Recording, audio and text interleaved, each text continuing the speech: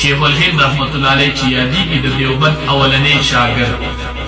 دیوبند د مدرسې اولنی شاګرد شیخ الهند رحمت الله علیه وی چې کله شیخ الهند رحمت الله علیه وفات شو نو چې غسل یې وله ورکو دا وجود یې ټول زخمي دې تپوس وکړو چې یار د شیخ الهند رحمت الله علیه دا وجود ولې زخمي دی نو یې د ده د شاګرد نه به تپوس وکړو د ده شاګرد حسین احمد مدني رحمت الله د هغه نه به معلومات وکړو شاید چې هغه ته علم وي دومره لوی محدث د ده دا وجود ولې موسی دی او زخمي دی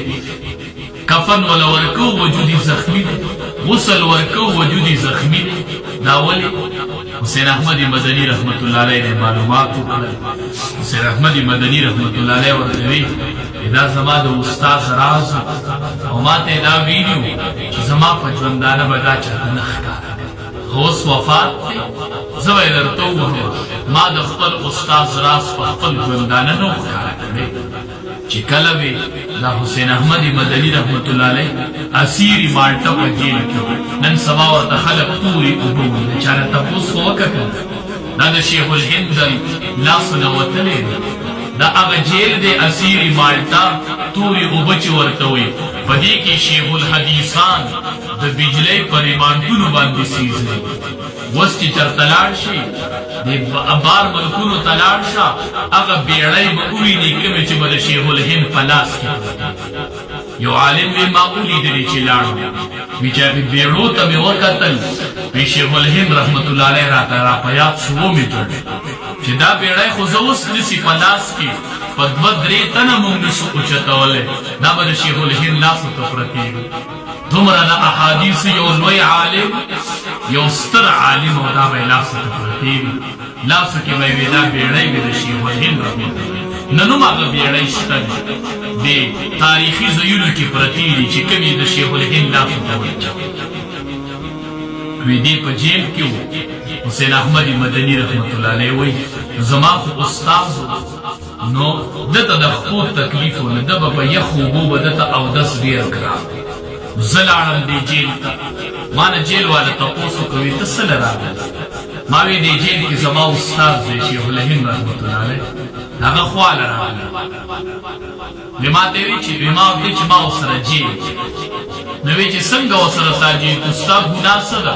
وی ما ورته وی چې زما د استاذ کومه ګناه ده نه هغه زما چې دې په کوم ګناه قید دی په هغې زه قید وی زه یې ورسره دنده کړم وی ما به دله اوبه د شپې حسین احمد مدني رحمت الله علیه وی ما به د شپې اوبه داسې په غېږ کې ونیولې دا وجود به مې پرېسې راټیټ کړو داسې د انسان د وجود ګرمایش د هغې ګرمایش په وجه به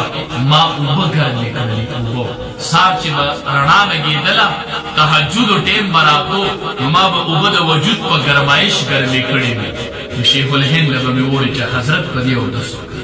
هغه ته دا پته نه وه چې دا دې ګرموي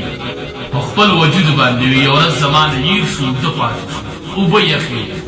سهار رانه شیخ الهند رحمت الله علیه تپوس چې حسین احمده دا اوبه ولې یخې دي ما ورته وی حضرت دا خو ما د وجود په ګرمایش په ګرمولي او بېګا زه اوږده پاتې شم نو حضرت ته پته ولګېده چې دا اوبه به د وجود په ګرمایش ګرموي وی زه د سره جیل کې ومه نو دې زما نه به بوس خو لږ ټیم به رانه په جیل کې غایب ښه ټیم پس به دا شیخ الهند رحمت الله علیه راغی نو د ده دا رنګ به زیړ شوی ما ترې یې ورځ تپوس وکړو چې حضرت تا چې کله زموږ نه بوځي نو ته ډېر ستر و تازه او چې واپس چې راولي نو دا رنګ ډېر خراب شوی دا ولې شیخ الهند رحمت الله علیه راته وی دا زما د راز خبره زما په ژوندانه به یې نه ښکاره کوي دا زما یو راز ما حضرت څه چل دی وی چې ما بوځي افله ستاسو ده تاسو خو دلته ناست وي تاسو دا سوی بوی ستاسو باندې لګي ما ورته وی او چې د غوښې سوی بوی راځي وی چې دا ماله د بجلۍ ریمانډونه راځي دا د هغې بوی تاسو ته دې پر راځي خو دا به چاته ښکاره کوي نه دا زما د ژوند کې به نه ښکاره کوي دا راز دی هغې وجود سوي بوی به راتو چې سینه یې د احادیثو نه ډکه شیخ الهند د مولانا الیاس رحمت الله علیه استاد تبلیغ بولیات چې یې مولانا الیاس رحمت الله علیه د استاد شیخ الهند دا دغه شاګرد دی مولانا الیاس نو دا سوي بوی چې راشي دا مال په بجلی ریمانډونه ما ورته حضرت دې تا ته څه وایي چې تا هغه نه منې چې ریمانډ درکړي ما ته وایي چې ما ته دې یوه خبره زما د خولې نه یو ټکي وباسي ما حضرت څه ټکي دې د خولې نه وباسي ما ته وایي چې ته دا لیکل وکړه چې انګریز زما دشمن نه دی او دا زما دوست بس ته د ریمانډونو نه بچ زه دا لیکل نه کوم قرآن کی راتا اللہ ویلی یا ایوہا الذین آمنوا لا تتخذوا اليہود والنصارى اللہ وی دوستی نشی کے چا اللہ وی دوستی ندے زمان دوست نشی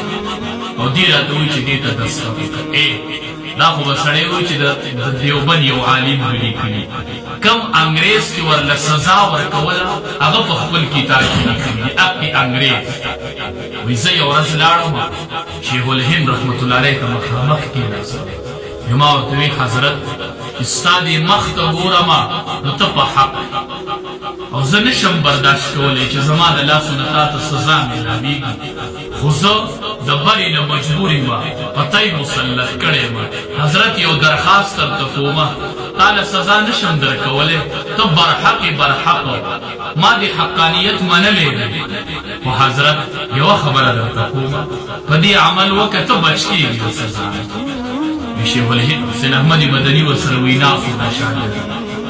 وی انگریز را پسلی سفارد انگریز وی مارا ویستن شیخ الهند رحمت اللہ علیہ تنوی چی ما مخی تا خبر کرد مشران میں خبر کری تو صرف دی پانی تا دستخطو کا نبای میڈیا نورکو نبا سوک خبرو خود دی ٹکی تا دستخطو کا چی انگریز زمان دوستی و دشمن حسین احمد مدنی رحمت اللہ علیہ وی خواتا ناسو اغور توی حضرت وی دیتا وکا دستخط تو خو پڑھا کی مطمئنی کنا لفق مسئلہ دار تا یو سڑے وجنی جبر در باندے گئی چشابہ کلمہ دا کفر ہو ستا پڑھا کی ایمانی تو پا جبہ کلمہ دا کفر بیل قوت نوی آغا مڑکڑی للوی مقام دا شہادت کی حاصل قوت ویر شریعت اجازت درکی بے حسین احمد مدنی رحمت اللہ علیہ وطوی چی حضرت وکا پی دستخط ویچی دا خبر وکرلا وید شیخ الهند رحمت اللہ علیہ دا رنگ تک زیاد شو تک سر شو نماتے ویچی حسین احمد دا یوازی دیتا دستخط ندے حسین احمد دا پیغمبر لمن تا دستخط کوئی دا پیغمبر درش پی تکال زندگی تا دستخط کولی دیمان پیغمبر خلاصی دیمان پیغمبر دا امت نبار کئی ما پا بلچا پا سروانی نشم کولی دی پانی تا دستخط شیخ الهند پا وجود چی موسیق خارش ولی ویچی دا اسیر مانتا چی کل دی پا جیل کی ہو اور دی بے مونگ نجودا کو دل بای دا بیجلی ریمانٹو نوری کول نوی دا اگر ریمانٹو نخی دی چی دا پا وجود باندیس غمولی